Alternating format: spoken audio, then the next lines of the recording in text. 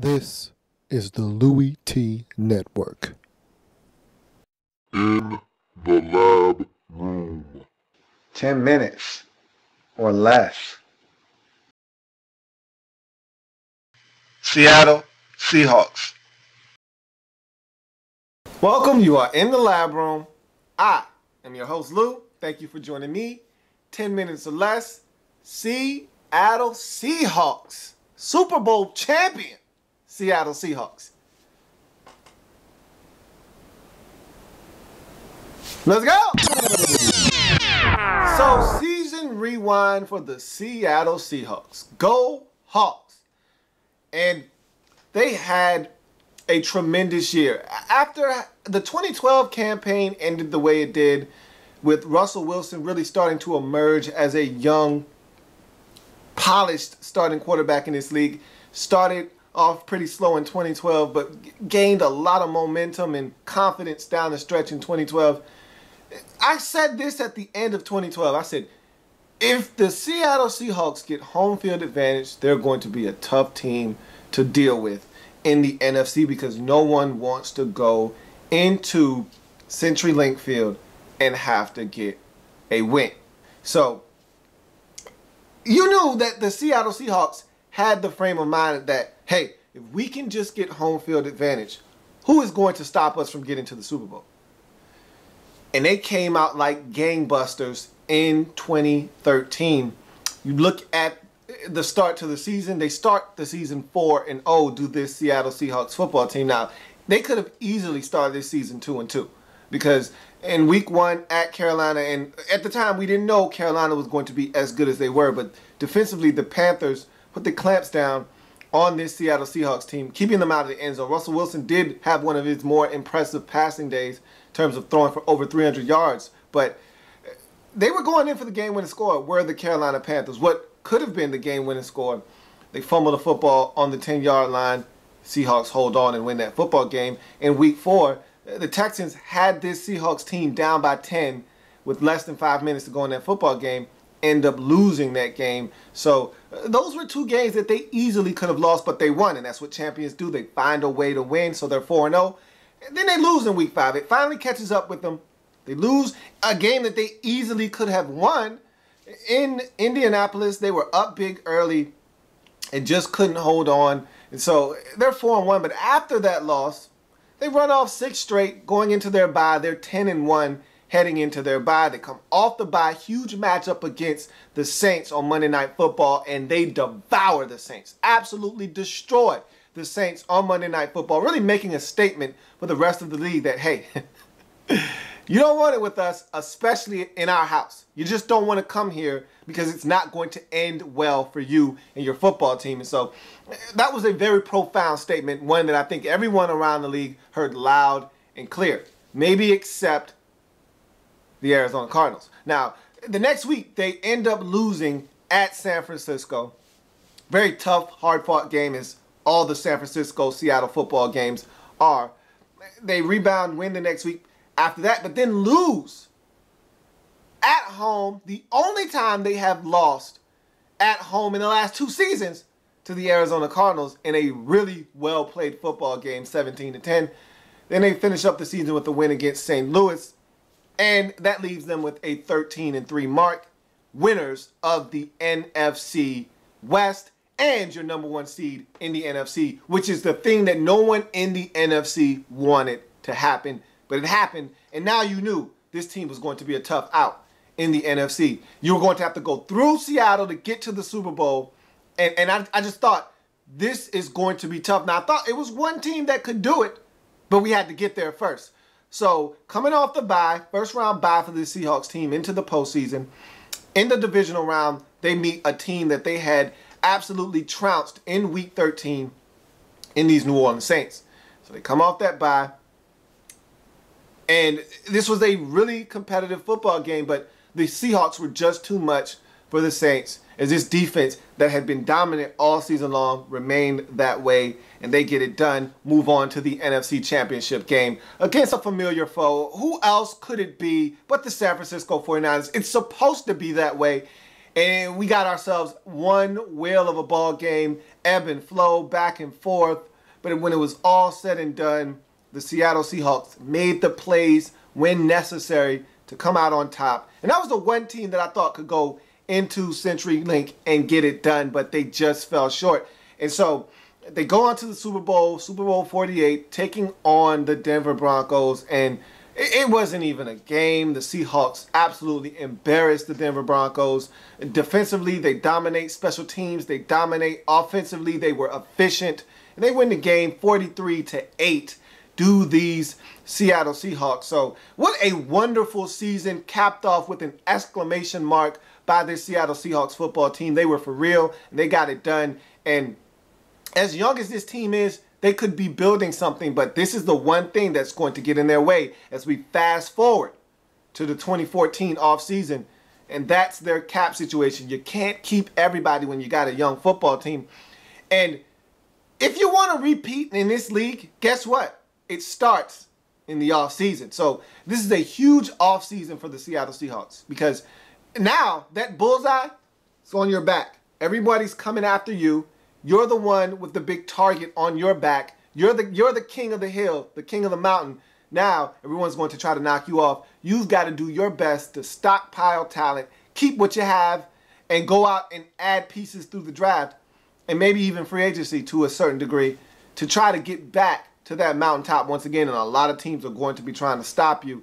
So it's going to be huge to see what this Seahawks team does. They don't have a lot of cap space. They've been freeing up some cap space here of late with the release of Sidney Rice and Red Bryant. That's going to free up some cap space for them. But this cap situation for the Seattle Seahawks is going to limit them in what they're able to do this offseason. Let's talk about the players that they have up for free agency. You look at this list, and you start with Tavares Jackson, Michael Robinson, Arcetto Clark, Golden Tate, Brian Walters, Kellen Davis, Michael Bennett, Brino Giacomini, Paul McQuiston, Chris Marigos, O'Brien Schofield, Brandon Browner, Anthony McCoy, Stephen Hoska, Walter Thurman III, Clinton McDonald, and the rest of these free agents are all restricted in Doug Baldwin, Lamel Jean-Pierre, and Jerron Johnson.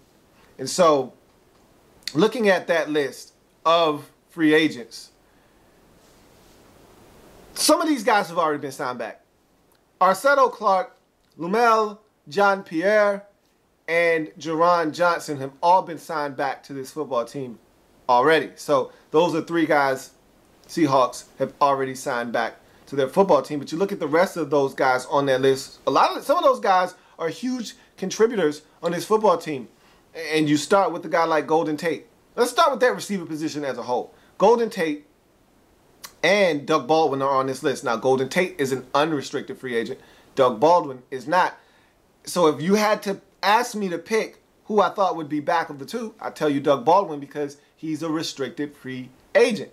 Now, that means absolutely nothing in this year's free agency class, because tell you what, there's a lot of teams out there with a lot of money. And if you aren't keeping your stuff by signing them up, there's other teams out there that don't care if your free agent is restricted or not. They'll come over there, they'll sign a tender, sign them to an offer sheet, and force your hand. And if you don't have the capital, or you don't have the intentions of holding on to a guy, then they're going to be gone. And so, be interesting to see what happens with Doug Baldwin. Be interesting to see what happens with Golden Tate, because all of these guys want to be back. When you're building something like the Seahawks are building, you want to be a part of it. You feel like, hey, I helped you get here. Now I want to stay here and see this thing through. But the Seahawks might have other ideas. I don't know if these guys are going to be back, but I think both of these guys are guys that you want back on your roster. But I don't know if they're going to be back or not. I just don't know if the Seahawks have enough money to go around. But the biggest fish in this free agent pool for this team is Michael Bennett. And the reason why this defense was allowed to be as dominant as it was because of the pressure they were allowed to apply up front. Now, they got the best secondary in the league. That goes without mentioning, but I'm going to mention it anyway, because I don't want to do a disservice to this secondary. They're the best in the league, and no one's close. But the reason why the secondary was allowed to be as aggressive as they are is because they were getting pressure up front with just 4 guys. They put that NASCAR unit, start running laps around tackles and guards, And Michael Bennett was one of those guys that was able to put pressure on the quarterback and allowing them to only have to rush 4. He's a huge cog in what they do defensively. And I just don't know if they have the money and resources available to bring this guy back. With all of the guys that they have up as free agents, just don't know if you have enough resources to allocate that much money to one guy in Michael Bennett. I don't think he's going to be back. I just don't see it happening.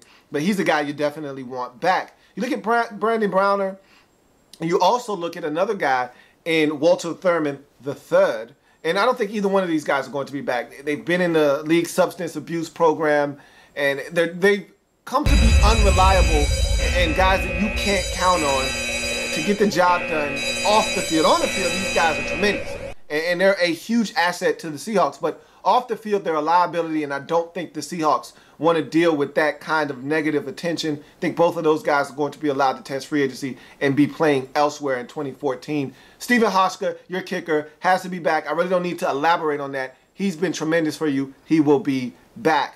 You look at another guy that I think you should have back on this list, Chris Marigos, special teams guy, core special teamer.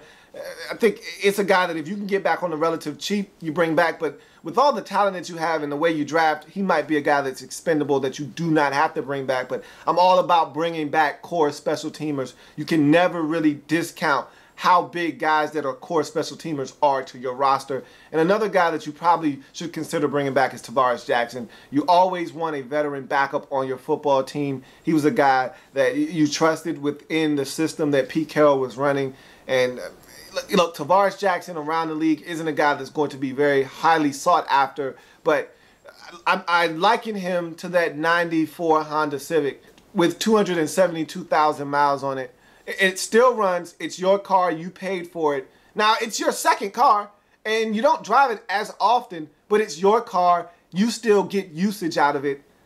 Don't let this guy walk away. Just sign Tavares Jackson back so you can say to yourself, hey, if anything happens to Russell Wilson, I've got a veteran backup on my roster that I trust. And so that's what it looks like as far as free agency is concerned. But you look at this Seattle Seahawks team from a team needs perspective, and look, when you win the Super Bowl, you don't really have a lot of glaring needs. But in terms of what this team needs, I look at receiver. I just talked about having 3 guys, one that's already been released in Sidney Rice, 2 more that are free agents in Baldwin and Tate. You need receiver help. And I still don't think you have a number 1 receiver to begin with. And I didn't think you had one to begin with. So I think receiver is definitely somewhere that you need to look at. Also, cornerback. I just talked about Browner not being back, and I just talked about Walter Thurman III probably not going to be back either. So, yeah, I know you got Thyrold Simon and a couple of other guys on your roster, but you still need some cornerback help, especially in that slot. I thought Walter Thurman III was great in the slot. I think you need more help there. And if you don't get Michael Bennett back, you're going to need some guys to go after the quarterback. And I think that's in every area that I just mentioned, I expect you to attack through the draft, because you just don't have a lot of money to sign guys that aren't Seahawks already. I don't see you going into free agency looking for other teams' stuff. I expect you to go into free agency and try to re-sign guys in-house and use the rest of that money to sign your draft picks. I think a lot of your damage needs to be done within the draft. Also, you need some offensive line help. You just got a lot of stuff on the offensive line. It seems to work, but if I were you, I'd definitely be looking to upgrade certain positions on this offensive line, mainly left guard. That's been a position that's been banged up. And Bino Giacomini on the free agent market, you might want him back, you may not want him back, but at right tackle, you probably could use an upgrade there as well. But we'll see what the future holds. You played musical chairs along that offensive line, and you did a magnificent job of doing so, but time to shore that line up, solidify it.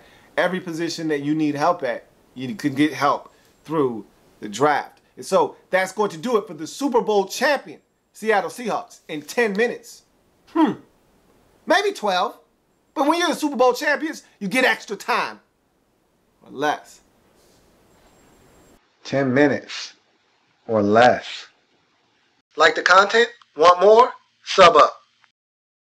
In the lab room.